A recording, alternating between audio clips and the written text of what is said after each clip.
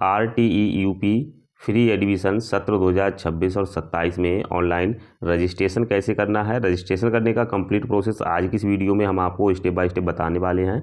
Video को last तक देख लेना है, साथ ही वीडियो को लाइक शेयर और चैनल को भी सब्सक्राइब कर लेना है, जिससे इसी तरह की और भी हेल्पफुल वीडियो के नोटिफिकेशन सबसे पहले आपको मिलते रहें। RTE में रजिस्ट्रेशन करने के लिए दोस्तों आपको सबसे पहले अपने मोबाइल फ़ोन में कोई भी एक ब्राउज़र को ओपन करना है। सर्च बार में आना, सर्च कर लेना है RTE UP, इस तरह से आपको टाइप करना है। जैसे ही आप सर्च करेंगे तो आपको फर्स्ट में ही वेबसाइट देखने को मिल जाएगी RTE25.upsdc.gov.in, इसी पर आपको क्लिक कर देना है। इसके बाद दोस्तों आपके सामने RTE की जो ऑफिशियल वेबसाइट है वो इस तरह से देखने को मिल जाती है। तो अभी दोस्तों अगर आप अपने मोबाइल फ़ोन से रजिस्ट्रेशन कर रहे हैं तो आपके सामने इस तरह से इंटरफेस देखने को मिल जाएगा। तो यहाँ पर आपको जो 3 लाइन है इस पर क्लिक करना है। इस पर क्लिक करते ही आपके सामने इस तरह से ऑप्शन देखने को मिल जाएंगे, home, help centre, admission schedule, BSA या BU या डिपार्टमेंट लॉगिन, स्कूल लॉगिन। यहीं पर एक ऑप्शन मिल जाता है ऑनलाइन एप्लीकेशन या स्टूडेंट लॉगिन, तो इसी पर आपको क्लिक कर देना है। अब यहाँ पर आपके सामने स्टूडेंट लॉगिन और न्यू स्टूडेंट रजिस्ट्रेशन का ऑप्शन देखने को मिल जाएगा। तो यहाँ पर आपको सबसे पहले न्यू रजिस्ट्रेशन का जो ऑप्शन है इस पर क्लिक करना है। अब यहाँ पर दोस्तों इसके बाद यहाँ पर कुछ नोट्स बताए गए हैं, जिसमें बताया गया है कि कृपया एप्लीकेशन फॉर्म को इंग्लिश में ही भरें। तो आपको ध्यान रखना है जो भी आप एप्लीकेशन फॉर्म यानी जो भी रजिस्ट्रेशन कर रहे हैं वो इंग्लिश फॉर्मेट में ही करेंगे। इसके बाद यहाँ पर बताया गया है अपलोड की गई इमेज JPG या JPG फॉर्मेट में होनी चाहिए तथा उसका जो साइज है वो 30 KB से अधिक और 100 KB से कम होना चाहिए। अब यहाँ पर बताया गया है कृपया आवेदन में दस्तावेज के रूप में आधार कार्ड की छाया प्रति अपलोड ना करें। अब यहाँ पर जो भी आपके दस्तावेज होंगे उसमें आपको क्या करना है कि आपको आधार कार्ड की छाया प्रति अपलोड नहीं करनी है। वो आगे हम बताएंगे आपको कौन कौन से जो डॉक्यूमेंट हैं वो यहाँ पर आपको अपलोड करने होंगे। अब यहाँ पर बताया गया है दुर्लभ वर्ग एवं अलाभित समूह की पात्रता शासनादेश के अनुसार होगी। आवेदन पहले से ही पात्रता की जांच शासनादेश में अवश्य करें। तो जैसे ही दोस्तों आप गो के ऑप्शन पर क्लिक करेंगे, अब यहाँ पर दोस्तों आपको अलाभित समूह और यहाँ पर जो दुर्लभ वर्ग के बालक हैं इनके बारे में आपको देखने को मिल जाएगा कि आप किस कैटेगरी में आते हैं। वो यहाँ पर आपको अच्छे से रीड कर लेना। जैसे अलाभित समूह के जो बालक हैं जिसमें अनुसूचित जाति, अनुसूचित जनजाति, सामाजिक और शैक्षिक रूप से पिछड़े वर्ग तथा निःशक्त बच्चे, तो यहाँ पर इस तरह से आपको देखने को मिल जाएगा। और सेकंड HIV अथवा कैंसर पीड़ित माता पिता अभिभावक का बच्चा, अनाथ बच्चे चाहे बाल गृह से हो। इसके बाद जो दुर्बल वर्ग के बालक है बालिका हैं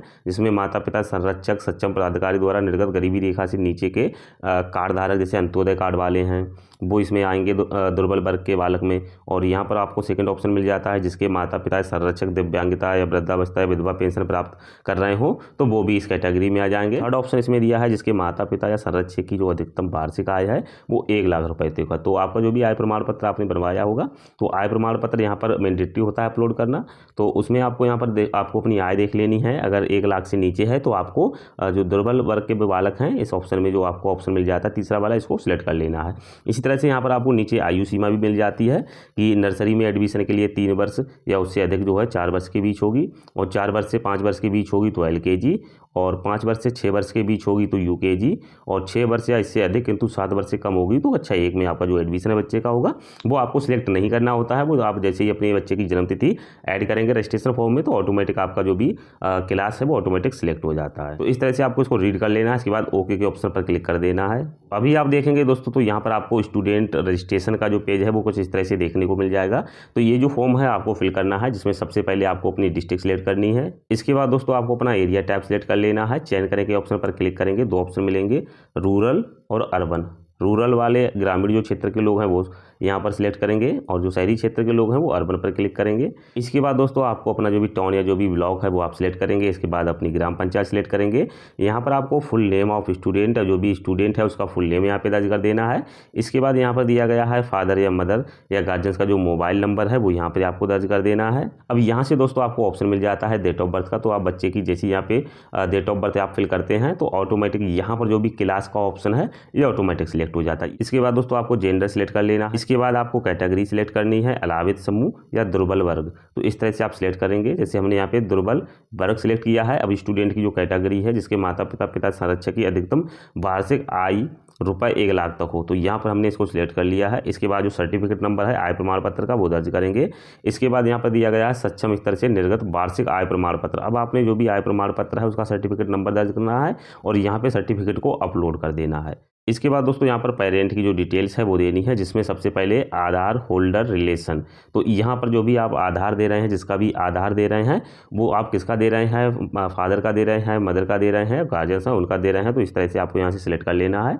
आधार होल्डर का नेम क्या है, अब यहाँ पर आप जिसका भी आधार दे रहे हैं उसका यहाँ पर आपको नाम दर्ज कर देना है। आधार होल्डर का जेंडर क्या है वो यहाँ से आपको सिलेक्ट कर लेना है। अब यहाँ पर आपको आधार नंबर एंटर कर देना है। आधार नंबर एंटर करने के बाद जो कंसेंट है इस पर आपको टिक कर देना है। नीचे की तरफ आएंगे तो यहाँ पर दिया गया है जुड़वा बच्चों के पंजीकरण के लिए चेक बॉक्स पे टिक करें। तो अगर जुड़वा बच्चों का आप यहाँ पे रजिस्ट्रेशन कर रहे हैं तो आप इस पर टिक करेंगे, नहीं तो आपको इसको छोड़ देना है। अब यहाँ पर आपको जो भी कैप्चा कोड दिया है इसको फिल करेंगे और रजिस्टर्ड के ऑप्शन पर क्लिक करेंगे। यहाँ पर आप देखेंगे कि यहाँ पर आपको एक एरर देखने को मिल रहा होगा इस तरह से, uploaded document should be greater than 30 KB and less than 100 KB। तो यहाँ पर दोस्तों हमने जो भी डॉक्यूमेंट अपलोड किया है यहाँ पर उसका जो साइज़ है वो 30 KB से अधिक है और 100 KB से कम है, फिर भी ये जो है एरर देखने को मिल रहा है। हो सकता है ये एरर आपके पास भी आ रहा हो। तो ये वेबसाइट का एक टेक्निकल इशू है, इसको जो है 1 से 2 दिन के अंदर रिजॉल्व कर दिया जाएगा। उसके बाद आप आसानी से अपना जो भी फॉर्म है उसको कंप्लीट कर लेंगे। तो अभी आप इतना समझ ही चुके होंगे कि ये जो वेबसाइट है इस पर किस तरह से फॉर्म को कंप्लीट करना होता है, लेकिन अभी जो वेबसाइट है वो पूरी तरह से वर्क नहीं कर रही है। हो सकता है 1 से 2 दिन के अंदर ये जो इशू है ये सॉल्व हो जाए।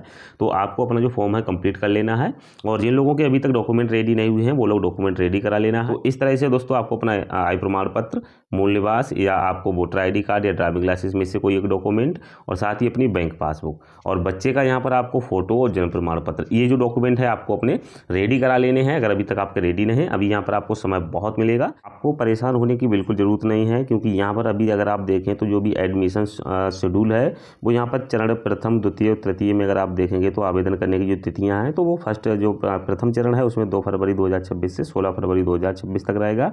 अगर आपका इसमें जो रजिस्ट्रेशन होने के बाद अगर आपके बच्चे का इसमें नंबर नहीं आता है तो आप द्वितीय चरण मिल जाएगा, इसमें आवेदन कर सकते हैं। इसी तरह से आपको तृतीय चरण मिल जाएगा। तो अभी आपको टेंशन लेने की जरूरत नहीं है, आपको 1 से 2 दिन वेट कर लेना है। अगर आपके डॉक्यूमेंट नहीं तब तक आप अपने डॉक्यूमेंट रेडी करा लीजिए। तो जैसे ही यहाँ पर जो भी ये प्रॉब्लम है डॉक्यूमेंट अपलोड करने की ये सॉल्व हो जाएगी, उसके बाद हम आपको एक वीडियो बना देंगे अलग से, उसको भी देखकर आप आसानी से कर सकते हैं।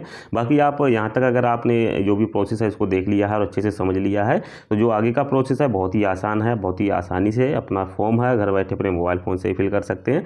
अगर आपको कोई प्रॉब्लम आ रही है तो आप हमारे व्हाट्सएप नंबर पर ही कॉन्टैक्ट करके अपना जो फॉर्म है वो ऑनलाइन भरा सकते हैं।